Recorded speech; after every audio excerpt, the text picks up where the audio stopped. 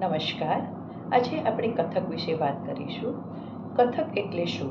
તેની શરૂઆત કેવી રીતના થઈ? ઘણા જણ કથક તો શીખે છે, પણ તેની વ્યાખ્યા શું છે, તેની શરૂઆત ક્યાંથી થઈ એ કોઈને ખબર નથી.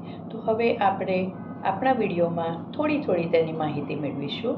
કથકની શરૂઆત એવું કહેવાય છે કે જ્યારે રામાયણ અને મહાભારત થયા ત્યારબાદ મંદિરોમાં જે કથક જાતિના લોકો હતા તે કથા કહેતા હતા અને કથા કહેતા તે લોકો ભાવાવેશ થઈને પગની મૂવમેન્ટ સ્ટાર્ટ કરી, હાથની મૂવમેન્ટ સ્ટાર્ટ કરી અને ચહેરાના એક્સપ્રેશન ચાલુ કર્યા. તો એનાથી એવું કહેવાય છે કે ત્યારથી કથકની શરૂઆત થઈ.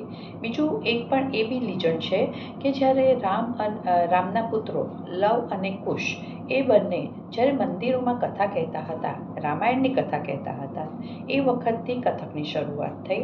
અને એમ પણ કહેવાય છે કે જ્યારે ભગવાન શ્રી કૃષ્ણએ કાળી નાગને નાથ્યો તો કાળી નાગને જ્યારે નાથ્યો ત્યારે તેની ફણા ઉપર ઊભા રહીને તેમણે નૃત્ય કર્યું હતું. એ પોઝ ઘણાએ જોયો હશે.